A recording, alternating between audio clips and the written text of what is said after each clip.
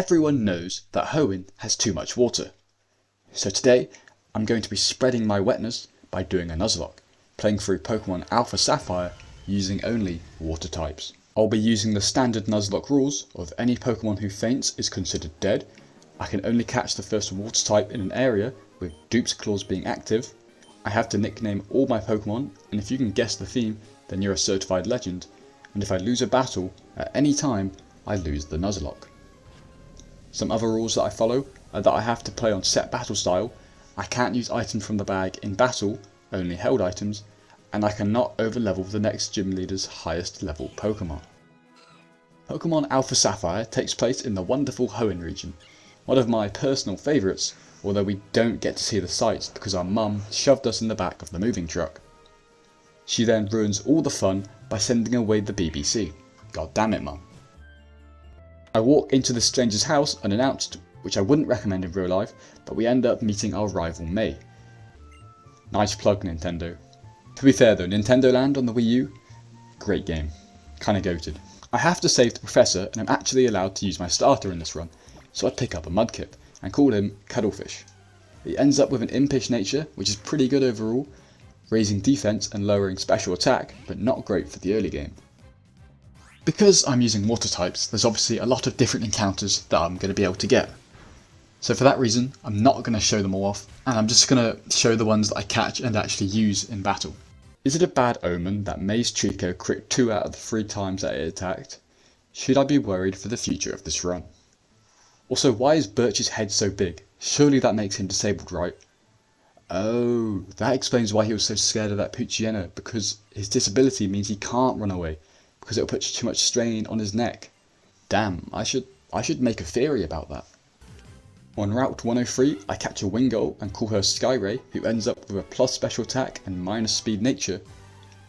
I can also get another encounter on Route 102, being a Lotad, who I call Reefback. You getting the name theme yet? She gets a hasty nature, which pluses speed but lowers defense. Annoyingly, she gets a Rain Dish when I was hoping for the Swift Swim ability, but oh well. I go to see my father and I meet Wally, who I help to catch his first Pokemon. Bro, why is this weird kid spitting out gloominess? Get back to school, kid. In the Petalburg woods, this fully grown scientist has to hide behind me, a literal child, as I fight Team Aqua for the first time. And this guy also calls me a swimmer. Glad to see someone knows what I'm going for. Roxanne's rock type gym, which shouldn't be too difficult for my water types. She leads with her Geodude and I with my Mudkip. I can outspeed with a quad effective water gun, getting the Geodude down to its sturdy, and it does about half with a critical hit Rock Tomb, which lowers my speed. Roxanne uses the potion, but I can finish off the Geodude with another water gun. Roxanne sends in her ace Nose Pass, which outspeeds with a Rock Tomb, doing a bit of damage, and I go for a Growl to lower its attack. I swap into Reefback, who evolved into a Lombre as I'm hit with a weak tackle. My Bubble does over half as I'm hit with another weak tackle, and on the next turn I can finish up the fight with another Bubble to get my first gym badge. After the gym, I have to fight this Aqua Grunt to get back some parts for the Devon Corporation and save this old guy's Wingull called Pico. Mr. Stone then entrusts me to get a letter to his son, Stephen, who is across the sea. Why these adults keep trusting a child is beyond me. But I hit the open ocean and make my way to Dewford Town. I can pick up the Old Rod, which is important as I'm able to get a Magikarp in Dewford Town and call it Ghost and get a neutral nature, which is pretty good. I can also grab a Tentacle on Route 106, who I call Gasopod, but gets the awful plus attack and minus speed Brave nature. Before the gym, Cuddlefish evolves into Marshtomp, and I'm ready to take on Brawly, the fighting type gym leader. He leads with his Machop, and I lead with Skyray. I can outspeed and hit a wing attack for over half as a Leer drops my defense. I can use another wing attack to take out the Machop. Brawly sends in his ace Makuhita, who takes massive damage from a wing attack but hits me down to just 3 HP with a knockoff. Brawly uses a super potion, healing Makuhita back to full as I get it back down with a wing attack. I can finish up the fight with one more wing attack, getting me my second gym badge. Yes, I just spammed the same move, but whatever. Skipping forward a little, after I make it to Slateport City, I have the misfortune of having to meet Team Aqua's leader, Archie. I then have to deal with the infamous Route 110 rival fight. May has a Grovyle with Mega Drain, which would definitely do some damage to my team. But fortunately, I have a plan. Against the Maze Slugma, I lead with Gasopod, who can set up some toxic spikes. Slugma's fire moves won't do too much to me, so I can set up a second layer of toxic spikes and tank a rock throw. I can do over half to Slugma with a water pulse, and I actually get the confusion where Slugma then hits itself and I can take it out with another water pulse. May sends in her scary Grovyle, which gets badly poisoned by the toxic spikes. It hits me with a pursuit which does big damage, and I fire off an acid, which only does a little. After some poison damage, I swap into Skyray, praying that Grovyle doesn't go for pursuit again, because it will take out Gasopod. Luckily it goes for a resisted Fury Cutter for some reason, doing a little damage. On the next turn it outspeeds, hitting me with a pursuit as I get it into the red with a wing attack, as poison takes it out. May sends in her Whalmer, which also gets badly poisoned, and I swap into Reefback, expecting a rollout, which doesn't do too much. I then go for a fake out to stop rollout and stall for another turn as the Whalmer flinches. My Absorb actually does decent damage because I got a crit, getting me back to full health, as Whalmer misses a Whirlpool. After poison damage, one more Absorb is enough to take it out. After that whale of a time, I'm glad to put this fight behind us.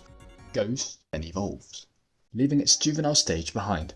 Gyarados is a massive power boost to the team, maybe too massive, although it won't help much during the next gym. I can then go and catch a Marill on Route 117, who I call Rabbit Ray. I'm blessed with the huge power ability, which doubles its attack stat. I can also evolve it into an Azumarill straight away, which is very epic. What isn't epic is what I did.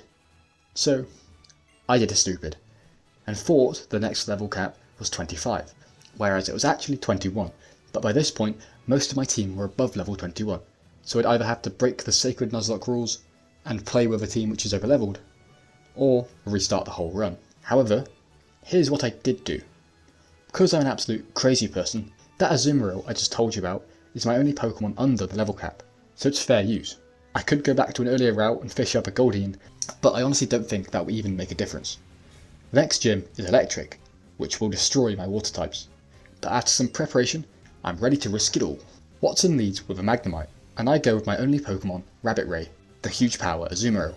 I bought both Power Up Punch and Bulldoze from the Morville Pokemart, but the Magnemite has Sturdy, so I won't ever be able to take it out in one hit, meaning I have to take at least one hit from it in return.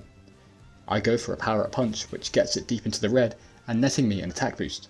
The Magnemite connects with a Thunder Wave, which paralyzes me, but this is perfect because I can heal it off with a Cherry Berry. Watson heals the Magnemite back to full, as my Power Up Punch gets it down to its Sturdy, and I get another attack boost. Honestly, Power Up Punch might just be one of my favourite moves. I can then outspeed and go for a third Power Up Punch to take out the Magnemite. Watson sends in his Voltorb, which can outspeed me, hitting me with a fairly strong Volt Switch as he swaps into his ace, Magneton, who has to eat my quad effective Bulldoze, which takes it out because it doesn't have Sturdy for some reason.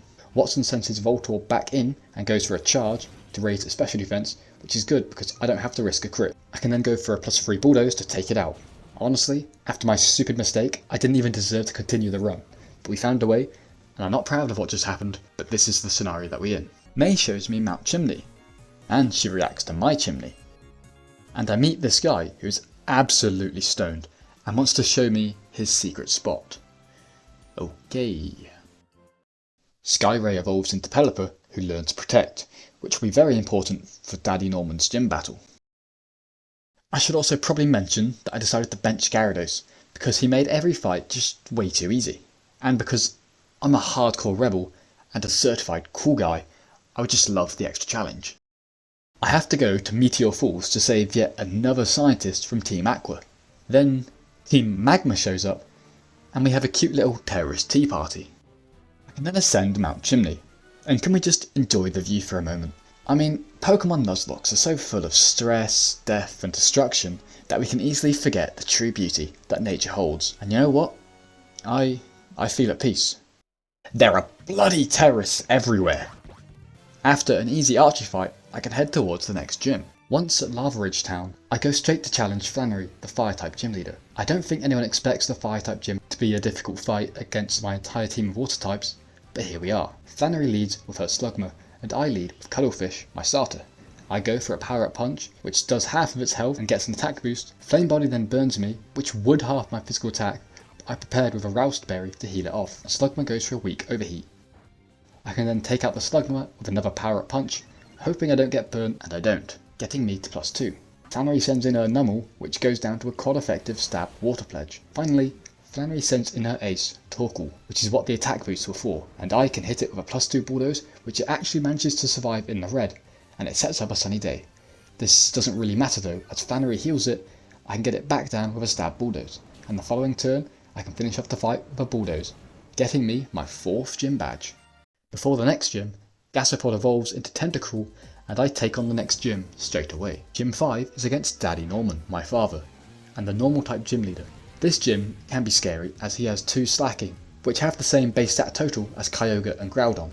He leads with his first slacking, and I lead with Skyray. I go for Protect and can avoid a Yawn, while slacking is loafing around. I can hit it for a Brine to do about a third, and I can dodge another Yawn with a Protect. On slacking's Truant turn, I go for an Air Cutter, getting slacking below half. I can then Protect again, dodging another Yawn. On slacking's next Truant turn, I can go for a Brine, taking it out. Norman sends in his Vigoroth. I stay in and go for a Protect to dodge the incoming Retaliate, which would do double damage because the slacking fainted last turn. I then swap into Rabbit Ray as Vigoroth fails an Encore. On the next turn, Vigoroth outspeeds and hits me with a Retaliate for some damage. I go for a Power Up Punch, doing over half, getting me an attack boost. I then get Encored into going for Power Up Punch, but this is fine because I was going for it anyway, and I can take out the Vigoroth, getting me to +2. Norman sends in his ace, the stronger slacking, which does a massive amount of damage with a critical hit chip away, but Rabbit Ray hangs on, and can go for a Power Up Punch doing half. And on slacking's Truant turn, I can safely go for a +3 Power Up Punch to take out the slacking, allowing me my 5th gym badge. And definitely getting me the belt later, because I just beat up my father with cheesy Protect and Power Up Punch strats.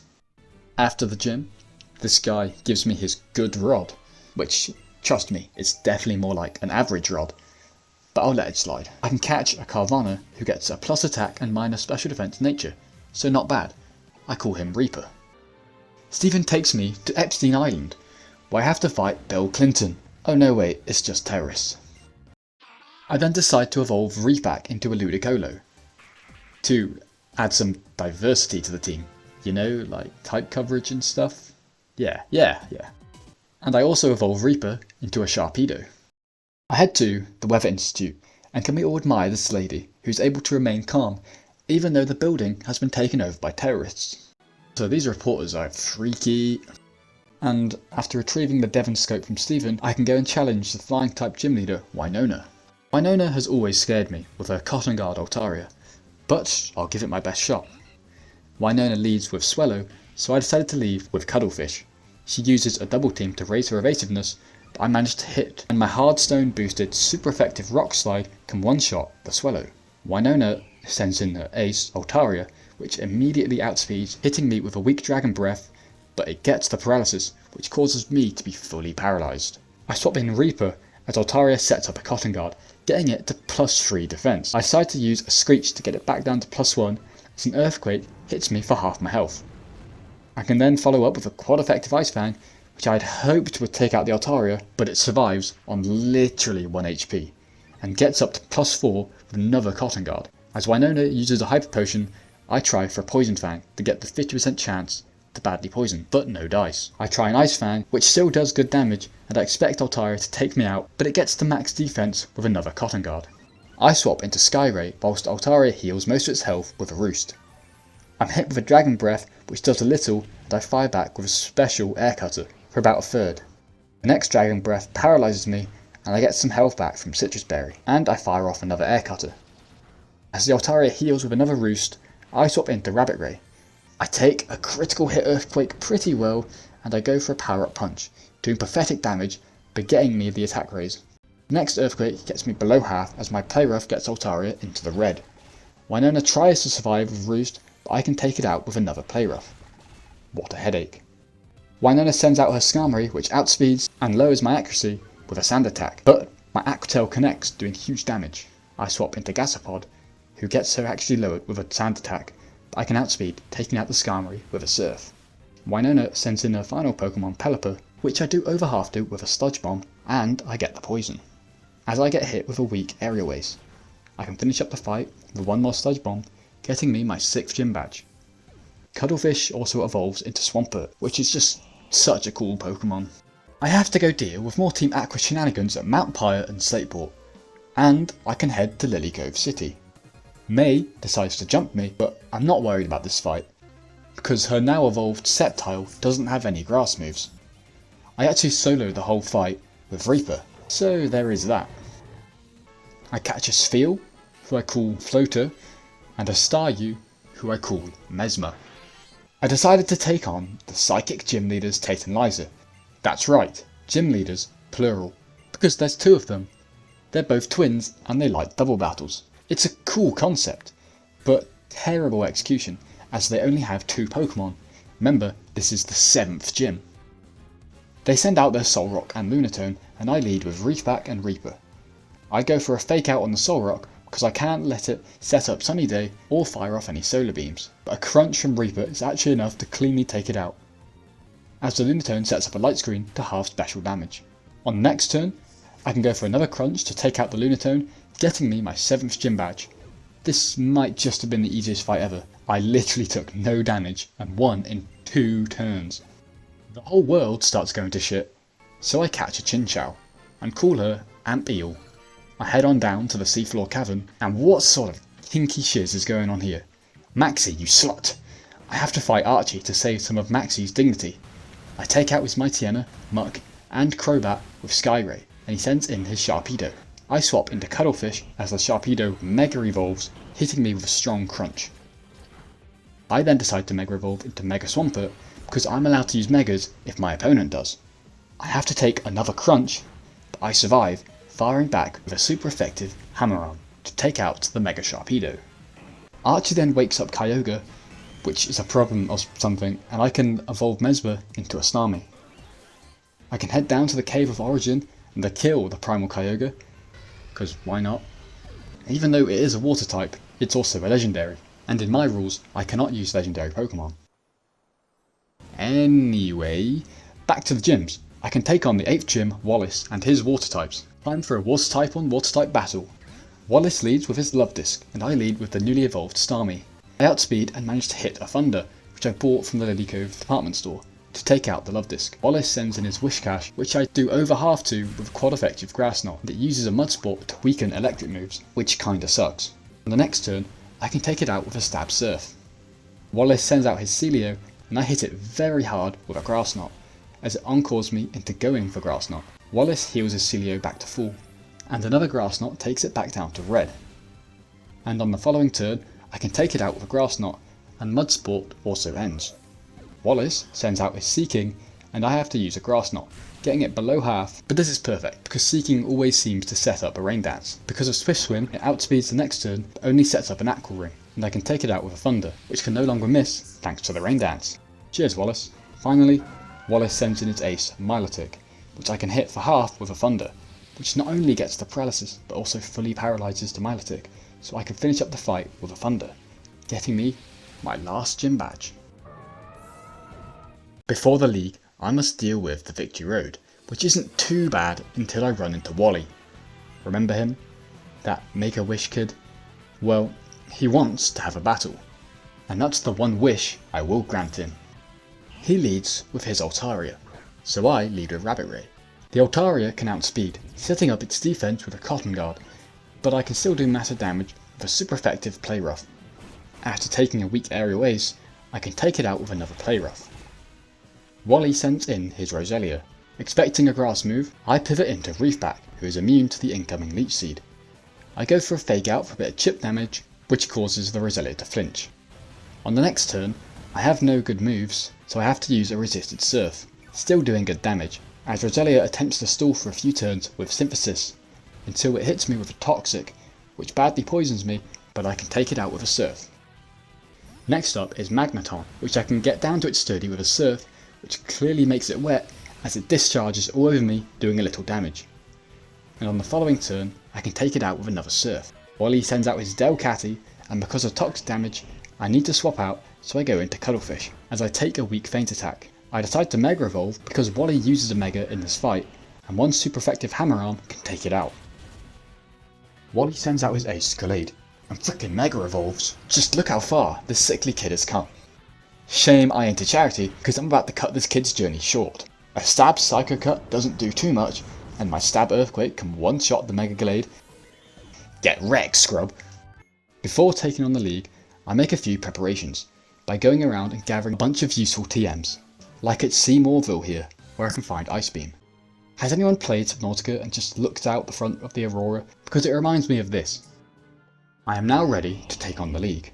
My final team being Cuddlefish the Swampfoot, and my starter, Reefback the Ludicolo, the token Mexican on the team, Gasopod the Tentacruel, my stinky boy, Rabbit Ray the Azumarill, the Hench Sea Rabbit thing, Reaper Leviathan the Sharpedo, my speed guy, which isn't a drug thing, and Mesmer the Starmie, the weird geezer and the new kid on the block.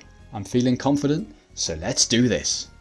I decided to enter the league with most of my Pokemon being at level 52, which is Sydney's highest level Pokemon, which will probably make the league quite hard, so let's have some fun. First up, I have to fight Sydney, the Dark type trainer, and a bit of a creep. He leads with his Mightyena, so I lead with Mesmer, which may look like a weird choice because Dark types walled Psychic types, but I'm a special attacker, so Intimidate doesn't matter to me, and I can one-shot the Mightyena with a super effective Dazzling Gleam. Next up is Shiftry, who flinches me with a Fake Out, and on the next turn I can also take it out with a Dazzling Gleam. Sydney sends out his Sharpedo, which I could probably outspeed and take out with a Dazzling Gleam, but I decide to play it safe and swap into Rabbit Ray, who takes a weak resisted crunch. The Sharpedo does hit me with a super effective Poison Fang, which does good damage and gets the poison, but I can take out the Sharpedo with a superpower. Sydney sends out his Cacturn, but I need to swap out anyway because of poison, so I send in Reefback, who can easily tank a neutral Needle Arm, and on the next turn I try for a Fake Out for some chip damage, forgetting about Spiky Shield, which protects the Cacturn and I take a little damage. On the following turn, I can outspeed and take down the Cacturn with a super effective Ice Beam. Sydney brings in his ace, Absol, and expecting an aerial ace, I swap into Cuddlefish, who takes the crit aerial ace well. The Absol actually manages to do good damage with a critical hit Night Slash, but I can take it out with a Hammer Arm. Night night, Sydney. Up next is Phoebe, the Ghost type Elite 4 member, and she always gives me just a weird vibe, and I don't really know why.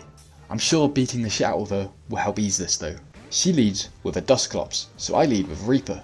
I can outspeed, and with a stab super effective crunch I can take out the Dusclops. Phoebe sends in her ace Dusknoir, which I don't think I can one-shot, and not wanting to take a Thunder Punch, I swap into Cuddlefish, who is immune to the Thunder Punch. The fight gets a little bit weird here, as for literally the next 12 turns I use Waterfalls, as Phoebe goes for weak hexes, doing a little damage each time, and healed the Dusknoir back to full twice until I can finally take it out with a Waterfall. She sends in her Sableye, and not wanting to be hit by a Will-O-Wisp, I swap into Gasopod, as it only does a little with a Fake Out anyway. I fire off a Dazzling Gleam, which it manages to survive in the red, as it goes for a Foul Play, which actually does great damage, getting me below half. On the next turn, I can simply take it out with another Dazzling Gleam. Phoebe sends out her first Bannet, which I can do over half to with a super effective Hex, but it goes for a super effective Psychic, which I can just about tank. I can take it out with another Hex, and she sends in her final Pokemon, being her second Bannet. Not liking the amount of health that I'm on, I decide to swap into Reaper, who can take a resisted feint attack, and on the next turn I can finish up the fight with another crunch. GG Phoebe. The third member of the Elite Four is Glacier, who has a fondness for ice types and repeat Pokemon because she literally only uses Pokemon from 2 different evolutionary lines on her team. To start off the fight, Glacier leads with her first Glalie, and I elected to lead with Rabbit Ray.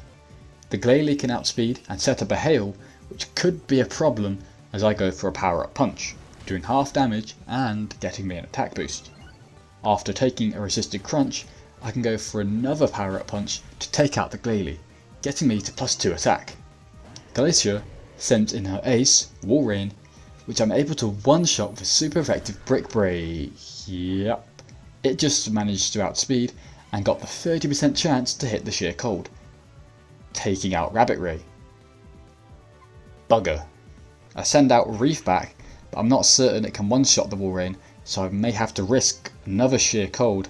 But I do go for a Fake Out on the first turn, so I can stall another turn of Hail, and get some chip damage, and on the next turn I actually managed to outspeed, and surprisingly my grass knot, which does damage the heavier an opponent is, manages to take out the Walrein. If the Walrein wasn't such a fat bastard, maybe it would have survived the grass knot. Next in is one of the Frost Lasses, which sets up the hail again, as I do over half with a Scold. It then fires off a Confuse Ray, causing me to hit myself in confusion, but after taking a Blizzard the following turn, I can snap out a Confusion and take out the Frost Lass with another Scold. Glacier sends out a second Frost Lass, so I swap into Gasapod on a Blizzard, not doing too much. I then go for a Hex, doing half as a Shadow Ball does very little, but gets the special defense drop. And another Hex can take out the Frost Lass. Finally, Glacier's last Pokemon is her second Glalie, which I can do over half to with a Sludge Wave, as I have to take a super effective Freeze Dry, getting me very low, but on the next turn I can finish up the fight with one more Sludge Wave. Honestly, I'm still mad about Rabbit Ray, so I'll probably piss on Glacier's grave when she suspiciously dies of natural causes or something. The final Elite Four member is Dragon Master Drake, and I'll level with you. Usually, Drake is the most difficult Elite Four member in Hoenn because of his higher levels and pseudo-legendary, but in this run, he kinda got railed. I mean, come on, 4 out of 5 of his Pokemon are quad weak to Ice, and literally my entire team could learn Ice Beam if I wanted to. He led with his Altaria, and I led with Mesmer, and here's what happened. 1 Ice Beam for Altaria, 1 for Salamence, 1 for Flygon number 1, 1 for Flygon number 2, and I can hit the Kingdra for over half with a Dazzling Gleam as it goes for a Yawn, so I can take it out with another Dazzling Gleam. I just swept Drake with 1 Pokemon, and I won't lie, it felt good. Now, it's time for the final battle against Champion Steven, and it's been a long journey, ever since I laid eyes on my starter, and all the soggy boys I caught along the way. But it's time to wrap this up. My wetness against Steven's hardness. He leads with his Skarmory, and I decided to lead with Gasapod. I can outspeed and set up the rain with a Rain Dance, as the Skarmory hits me with a critical Aerial Ace, doing almost half. Not a great start. Next, I can do most of its health with a Scold, as Skarmory sets up a layer of spikes. Steven heals the Skarmory back to full, as I can get it back down with another Scold. And on the following turn, I can take it out with 1 more Scold. Secondly, Steven sends out his Aggron, which I can take down to its sturdy with a Scold, as it can take me out with a super effective Earthquake. Sorry Gasapod. I send in Reaper, who can finish off the Aggron with an Earthquake.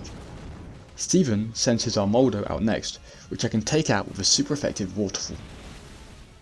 Next, Steven sends in his Cradily, and not wanting to be hit with a Giga Drain, I swap into Reefback, who takes it pretty well. I go for a Fake Out for a bit of chip damage, and on the next turn, I go for a neutral Scold, not doing too much, as a super effective Sludge Bomb does huge damage, activating my Citrus Berry, and allowing me to go for another Scold and take another Sludge Bomb, which also gets the poison, and I can just barely survive. On the next Sludge Bomb, I swap into Cuddlefish, who resists it and takes it well even though it crits. I then decide to Mega Evolve because it is allowed in this fight, and I go for an Earthquake to finish off the Cradily. Steven sends in his Claydol, which I can outspeed and take out in 1 hit with a Waterfall. Finally, Steven sends in his ace, Metagross, which is level 59. Steven Mega Evolves the Metagross, which is absolutely terrifying, but surprisingly, I managed to outspeed and go for a Stab Earthquake to take out the Metagross. Oh no. Steven then uses a Giga Impact, which Cuddlefish manages to hang on with what an absolute legend. And on the next turn, I can finish the fight with another Earthquake. And just like that, we're made champion, and have beaten the Nuzlocke. Thank you guys for watching. Please subscribe because I could use a bigger ego, and let me know what you want to see next. Once again, it's been a pleasure, and I hope you guys enjoyed. This is only my second video, so my editing and stuff still isn't great, but I'm slowly improving. I hope one day I'll actually make some decent content. But until then, stay soggy, peace out.